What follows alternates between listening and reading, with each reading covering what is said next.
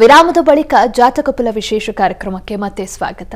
ಶಾಸ್ತ್ರಿಗಳೇ, ಮೊದಲಿಗೆ 6 ರಾಶಿಗಳ ಫಲಾಫಲ ಹೇಗಿದೆ ತಿಳಿಸ್ಕೊಡೋದಾದ್ರೆ? 12 ರಾಶಿಗಳ ಫಲಾಫಲ ತಿಳಿಯುವ ಮುನ್ನ ಈ ಹೊತ್ತಿನ ಗ್ರಹಸ್ಥಿತಿಯನ್ನು ಗಮನಿಸ್ಕೊಳ್ಳೋದಾದರೆ, ಮೇಷರಾಶಿಯಲ್ಲಿ ಕುಜ ಇರ್ತಕ್ಕಂಥದ್ದು, ವೃಷಭ ರಾಶಿಯಲ್ಲಿ ಗುರು ಇರ್ತಕ್ಕಂಥದ್ದು, ಮಿಥುನ ರಾಶಿಯಲ್ಲಿ ರವಿ, ಬುಧ ಹಾಗೂ ಶುಕ್ರರಿದ್ದಾರೆ, ಕನ್ಯಾ ರಾಶಿಯಲ್ಲಿ ಕೇತು ಇರ್ತಕ್ಕಂಥದ್ದು, ಚಂದ್ರಮಾಂದಿಯರು ಒಟ್ಟಾಗಿದ್ದಾರೆ ತುಲಾ ರಾಶಿಯಲ್ಲಿ, ಕುಂಭ ರಾಶಿಯಲ್ಲಿ ಶನಿಶ್ಚರ, ಮೀನ ರಾಶಿಯಲ್ಲಿ ರಾಹು. ಹೀಗಿರುವಾಗ 12 ರಾಶಿಗಳ ಫಲಾಫಲ ಹೇಗಿರ್ತದೆ ಗಮನಿಸ್ಕೊಳ್ಳೋಣ. ಮೊದಲಿಗೆ ಮೇಷರಾಶಿ. ಮೇಷರಾಶಿಯವರಿಗೆ ದಿವಸ ನೋಡಿ, ದೇಹಬಲ ಚೆನ್ನಾಗಿದೆ, ಜೊತೆಗೆ ಆಹಾರ ಸಮೃದ್ಧಿ ಚೆನ್ನಾಗಿದೆ, ವಾಗ್ಬಲ ಚೆನ್ನಾಗಿರ್ತದೆ, ಮಾತು ಚೆನ್ನಾಗಾಡ್ತೀರ, ಜೊತೆಗೆ ಅಂದರೆ ಮಾತಿನಿಂದ ಕಾರ್ಯಾನುಕೂಲ ಉಂಟಾಗುತ್ತೆ ಅಂತ. ವೃತ್ತಿಯಲ್ಲೂ ಅಷ್ಟೇ ತುಂಬ ಲಾಭದಾಯಕವಾಗಿದೆ, ಅನುಕೂಲಕರವಾಗಿದೆ. ತೊಡಕೇನಪ್ಪ ಅಂದರೆ ಸಂಗಾತಿಯಲ್ಲಿ ದಿವಸ ಮನಸ್ತಾಪ ಬರ್ತದೆ. ವ್ಯಾಪಾರಿಗಳು, ಮಾರುಕಟ್ಟೆಯಲ್ಲಿ ಕೆಲಸ ಮಾಡ್ತಕ್ಕಂಥವ್ರು, ಈ ಹಣ್ಣು ಹೂವು ಇಂಥ ವ್ಯಾಪಾರದಲ್ಲಿರ್ತಕ್ಕಂಥವ್ರು ಸ್ವಲ್ಪ ತೊಡಕುಗಳನ್ನು ಅನುಭವಿಸುವ ಸಂದರ್ಭ ಇದೆ.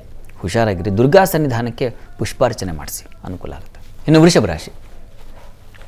ವೃಷಭ ರಾಶಿಯವರಿಗೆ ನೋಡಿ, ನಿಮ್ಮ ರಾಶಿಯಲ್ಲಿರ್ತಕ್ಕಂತಹ ಗುರು ಅದು ಸ್ವಲ್ಪ ಮಟ್ಟಿಗೆ ವಸ್ತುತಃ ಶತ್ರುಕ್ಷೇತ್ರ, ಆರೋಗ್ಯದ ಸ್ವಲ್ಪ ಹುಷಾರು ನೋಡ್ಕೊಳ್ಳಿ. ಉಳಿದ ಹಾಗೆ ಈ ದಿವಸ ನಿಮಗೆ ವೃತ್ತಿ ಸ್ಥಳ ತುಂಬ ಚೆನ್ನಾಗಿದೆ, ಹೀಗಾಗಿ ಕೆಲಸ ಕಾರ್ಯಗಳಲ್ಲಿ ಅನುಕೂಲ ಉಂಟಾಗುತ್ತೆ, ಸಂಶಯ ಇಲ್ಲ. ವಿದೇಶ ವಹಿವಾಟಿನ ಅನುಕೂಲ, ಔಷಧ ವ್ಯಾಪಾರಗಳಿಗೆ ತುಂಬ ಚೆನ್ನಾಗಿದೆ, ಅನುಕೂಲ ಉಂಟಾಗುತ್ತೆ, ಲಾಭದಾಯಕವಾಗಿದೆ. ಈ ದಿವಸ ಸ್ವಲ್ಪ ಸ್ತ್ರೀಯರಿಗೆ ಸಾಲ ಬಾಧೆ ಸಿಕ್ಕಾಕೊಳ್ತೀರ. ಹಳ್ಳಿಗಳಲ್ಲಿ ಇರ್ತಕ್ಕಂಥವರು ಎಲ್ಲೂ ಸಾಲ ಅಂತಕ್ಕಂಥದ್ದು ನಗರಕ್ಕಿಲ್ಲ ಅಂತಲ್ಲ, ಎರಡೂ ಕಡೆ ಸ್ವಲ್ಪ ಹುಷಾರು.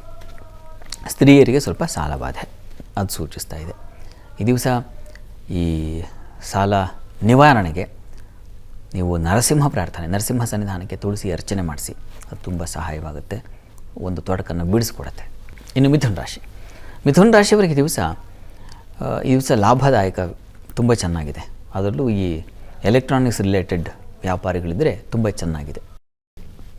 ಇನ್ನು ಈ ದಿವಸ ವೃತ್ತಿಯಲ್ಲೂ ಸ್ವಲ್ಪ ಪರಿಶ್ರಮ ಇದೆ, ಆದರೆ ಪರವಾಗಿಲ್ಲ, ನಿಧಾನಗತಿಯಲ್ಲಿ ಅನುಕೂಲ ಉಂಟಾಗುತ್ತೆ. ಈ ದಿವಸ ಮನಸ್ಸು ಒಂದು ಪೆಟ್ಟು ಬೀಳುತ್ತೆ ಮನಸ್ಸಿಗೆ. ಯಾವುದೋ ಒಂದು ವರ್ತಮಾನ, ಯಾವುದೋ ಒಂದು ವಿಚಾರದಲ್ಲಿ ನಿಮ್ಮ ಮನಸ್ಸಿಗೆ ತುಂಬ ನೋವಾಗುವಂಥ ಸಾಧ್ಯತೆ ಇದೆ. ಸ್ವಲ್ಪ ಹುಷಾರಾಗಿರಿ. ಬಲ ಬೇಕು, ಮನೋಬಲ ಬೇಕು. ಇದಕ್ಕಾಗಿ ಯಾದೇವಿ ಸರ್ವಭೂತೇಷು ಶಕ್ತಿ ರೂಪೇಣ ಸಂಸ್ಥಿತ ಹೇಳ್ಕೊಳ್ಳಿ, ಅದು ತುಂಬ ಸಹಾಯವಾಗುತ್ತೆ, ಗಟ್ಟಿಯಾಗ್ತೀರ. ಸ್ತ್ರೀಯರು ಬಹಳ ಮುಖ್ಯವಾಗಿ ಬೇಕಾಗಿದೆ. ಮಕ್ಕಳ ವಿಚಾರದಲ್ಲಿ ಮನಸ್ತಾಪ ಬರುತ್ತೆ, ಸ್ವಲ್ಪ ಗಮನಿಸಿ. ಈ ದಿವಸ ಪ್ರಾರ್ಥನೆಗೆ ಲಲಿತಾ ಪರಮೇಶ್ವರಿ ಶಕ್ತಿ ರೂಪೇಣ ಹೇಳಿದ್ನಲ್ಲ, ಅದನ್ನೇ ಹೇಳ್ಕೊಳ್ಳಿ. ಇನ್ನು ಕರ್ಕಟಕ ರಾಶಿಯವರಿಗೆ ದಿವಸ ಪ್ರಯಾಣದಲ್ಲಿ ತೊಂದರೆ, ವಿಷಜಂತುಗಳ ಭಯ, ದಾರಿ ಮಧ್ಯದಲ್ಲಿ ಒಂದು ದೊಡ್ಡ ಜಂತು ಬಂದುಬಿಡುತ್ತೆ, ಅದರಿಂದ ಭಯ ಉಂಟಾಗುವ ಸಾಧ್ಯತೆ ಇದೆ, ಹುಷಾರು. ಉಳಿದ ಹಾಗೆ ಮಾರುಕಟ್ಟೆಗಳಲ್ಲಿ ಅಷ್ಟೇ, ಈ ಕೆಲಸ ಮಾಡ್ತಾ ಇರತಕ್ಕಂತಹ ಮಾರ್ಕೆಟಲ್ಲಿ ಸ್ವಲ್ಪ ಹುಷಾರಾಗಿರಿ. ಜೊತೆಗೆ ಈ ದಿವಸ ಬಂಧು ಮಿತ್ರರಲ್ಲಿ ಮನಸ್ತಾಪ ಬರೋ ಸಾಧ್ಯತೆಯನ್ನು ಸೂಚಿಸ್ತಾ ಇದೆ, ಹುಷಾರು. ಕೆಲಸದಲ್ಲಿ ತುಂಬ ಚೆನ್ನಾಗಿದೆ, ನಿಮಗೆ ಸರಿಸಾಟಿ ಇಲ್ಲದ ಕೆಲಸ ಕಾರ್ಯಗಳಲ್ಲಿ ಅನುಕೂಲ ಉಂಟಾಗುತ್ತೆ, ಚೆನ್ನಾಗಿದೆ. ಪ್ರಾರ್ಥನೆಗೆ ದಿವಸ ದುರ್ಗಾ ಸನ್ನಿಧಾನದಲ್ಲಿ ಪಂಚಾಮೃತ ಸೇವೆ ಮಾಡಿಸಿ, ಅನುಕೂಲ ಆಗುತ್ತೆ. ಇನ್ನು ಸಿಂಹರಾಶಿಯವರಿಗೆ ದಿವಸ ವೃತ್ತಿಯಲ್ಲಿ ತುಂಬ ಅನುಕೂಲಕರವಾಗಿದೆ, ಪ್ರೌಢಿಮೆ ಬರ್ತದೆ. ಅಂದರೆ ನೀವು ಮಾಡ್ತಕ್ಕಂಥ ಕೆಲಸಕ್ಕೆ ಮಾನ್ಯತೆ, ವಿಶೇಷ ಮಾನ್ಯತೆ, ದೊಡ್ಡವರ ಮಾನ್ಯತೆ ಸಿಗುತ್ತೆ, ಚೆನ್ನಾಗಿದೆ. ದೈವ ಸಹಾಯ ಚೆನ್ನಾಗಿರ್ತದೆ, ಈ ದಿವಸ ಅನುಕೂಲ ಇದೆ. ಈ ದಿವಸ ಸ್ವಲ್ಪ ಸಹೋದರಲ್ಲಿ ಮನಸ್ತಾಪ, ಏನೋ ಭಿನ್ನಾಭಿಪ್ರಾಯಗಳು ಬರ್ತಕ್ಕಂಥ ಸಾಧ್ಯತೆ ಸೂಚಿಸ್ತಾ ಇದೆ. ಸ್ವಲ್ಪ ಗಮನಿಸಿ, ಅವರ ವಿಚಾರದಲ್ಲಿ ಸ್ವಲ್ಪ ಹುಷಾರಾಗಿರ್ಬೇಡಿ, ಸೈಲೆಂಟ್ ಆಗಿಬಿಡಿ, ಆ ವಿಚಾರದಲ್ಲಿ ಸರಿ ಹೋಗುತ್ತೆ.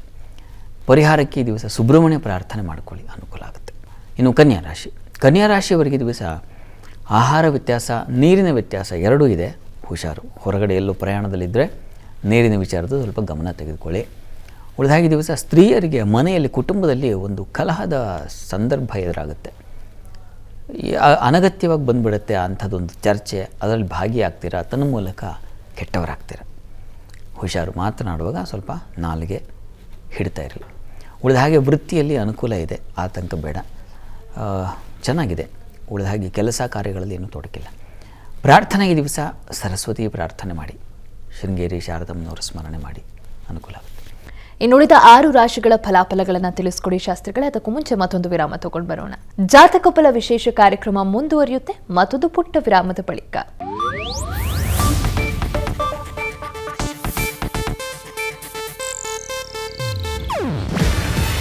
ಇದು ಏಷ್ಯಾ ಏಷ್ಯಾನೆಟ್ ನ್ಯೂಸ್ ನೆಟ್ವರ್ಕ್ ಪ್ರಸ್ತುತಿ. ನೀವು ನೋಡ್ತಿದ್ದೀರಾ ಏಷ್ಯಾನೆಟ್ ಸುವರ್ಣ ನ್ಯೂಸ್.